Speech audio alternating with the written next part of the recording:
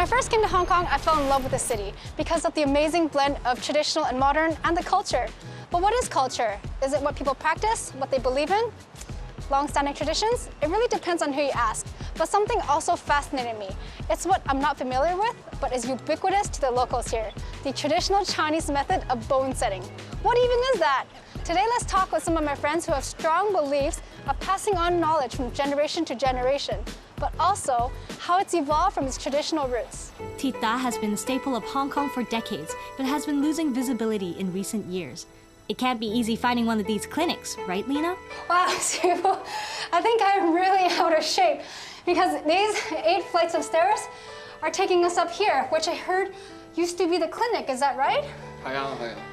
What is the significance of Tita for you and your family? 由細到大，我阿爸咧都幫人醫跌打、教功夫。 Right, so this used to be a place where people would get treatment for Tita and they would learn martial art.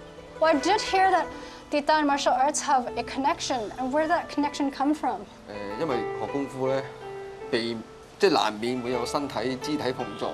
Oh, so basically, if you did Tita, it would kind of be synonymous with learning martial arts because they both come hand in hand. So like, you can treat martial arts injuries with Tita and then vice versa. You can also keep learning and practicing because you always have a healing.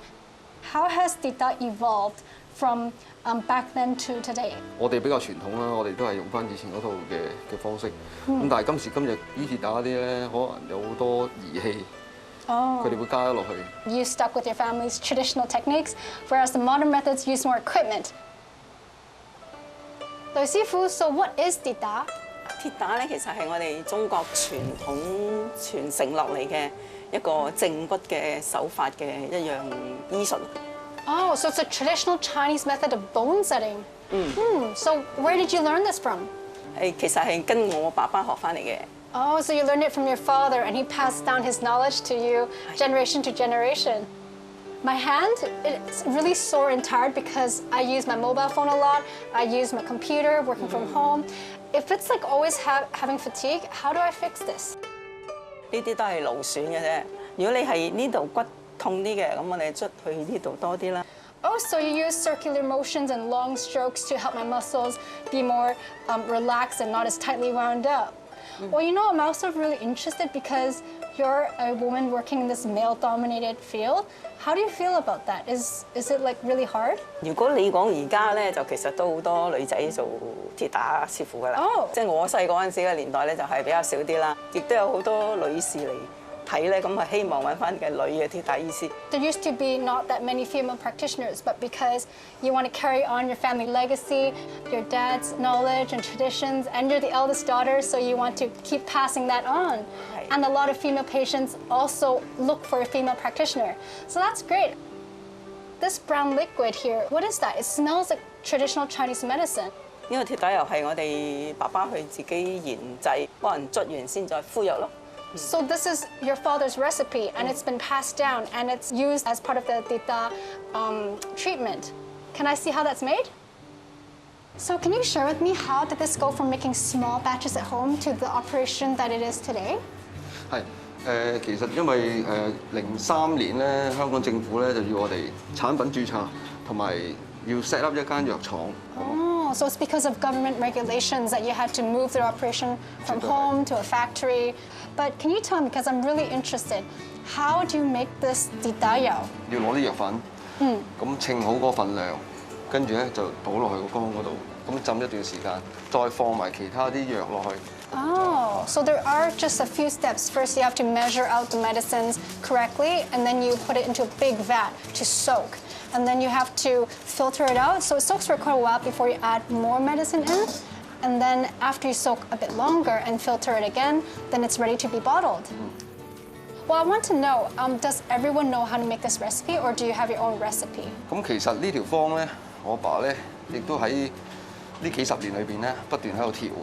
The recipe has been improved based upon your father's and what he thinks people need. That's really cool. What do you see in the future for Tita藥? 個過程實在係好艱苦，冇辦法拎錢我老豆啊嘛。第二個原因就係、如果佢鐵打藥可以維持，傳1代、2代、3代都可能冇問題。So a lot of the reasons why you want to keep it is because of your promise to your father. It's all because of family, your promise, and just keeping the tradition alive. I really respect that. Thank you for sharing. What an amazing story of family, commitment, and the age-old tradition of hard work. Linna's off to the other side of the city, where she's going to find out how Tita has evolved. So Jasper, can you help me out here? I don't know the difference between chiropractic and Tita. Definitely. Chiro is more Western, and Tita is more Chinese, ancient stuff. Okay. Yeah. But like, what's the difference? Like, what does each discipline treat? They both treat the same thing. I believe, same concept. They both want to get rid of pain, just the betterment of the body as a whole.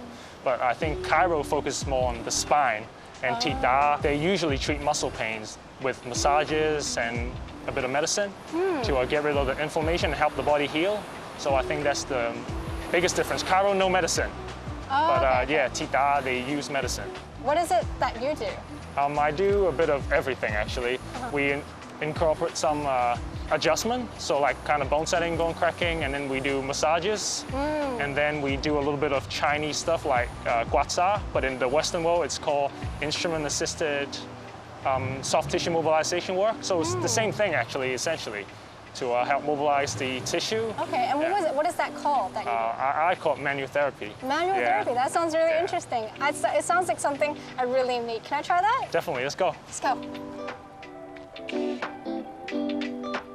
So from my experience, traditional Tita Sifu would usually just massage you. After the massage, they would give you some medicine to put on for inflammation.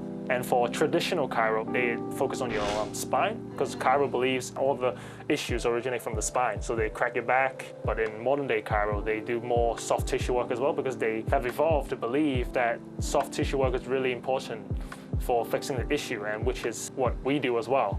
From how you were standing before, I noticed that your mid-back has a lot of tension over there. So I believe you have, when I press down on your muscles, is it really right tender? there. Yeah. And what I started with massage to take the tension off, and for like when we do adjustments, it'll be easy on the body as well. Oh. Yeah. It usually is tighter at my lower back, but then recently my middle back actually did get very tight. I don't know why. Because from what I noticed, your pelvis is always pushing forward, and then first the tension accumulates here. Right. And then as you try to balance yourself out, your mid-back kind of trying to pull everything together, and everything is just locked right here. And then, so you should slowly, gradually feel pain in your mid-back more often. So I'll give you an adjustment now in the upper thoracic region. It makes you comfortable. Yeah. So just relax. And I'll do the other side too.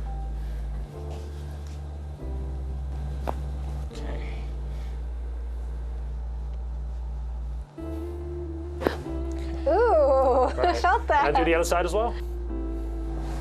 Oh, okay. That was good. Great, man. Wow, Jasper, I actually feel brand new after trying that treatment. Like, I actually believe now that when you blend different treatments together, it actually is the best of all worlds. Thank you, Thank you so much, that was great. Actually, I'm curious. I know that this industry is actually quite traditional, and I see a lot of older people in it, but why did you decide to go into it? Yeah, I've tried different treatments before, and they're all very useful, but there are some aspects of me that they weren't able to fix. It was just there, and somehow I met my Sifu, and then she fixed me, and she was my practitioner at the time. And then as I grow older, I came back and I decided to ask her if she would take an apprentice. Is it easy to get into this industry? Do people have to take a lot of schooling or get accreditation, or? Well, there are a lot of people that take on different paths. Like myself, I started off as apprentice, and then I took some Chinese bone setting courses, like short ones. And then I practiced here, and then I met people who took on the physiotherapy path. I see. Yes. And what would you say is the most rewarding for yourself as a manual therapist? For me, personally, I say helping people, definitely. See patient walk out happy, and then they're more mobile, then they come in, so that is really rewarding. I really like being fixed and adjusted because it gives me a lot of relief and release. And that's why I really embrace traditional techniques being improved on with modern techniques. We had problems today that we didn't have before. Modern problems, technology, which causes us to hold mobile devices. We work from home, office, back problems, neck problems, they're everywhere. That's why I really encourage people to, when they're seeking treatments, be open-minded, because you never know what might help you.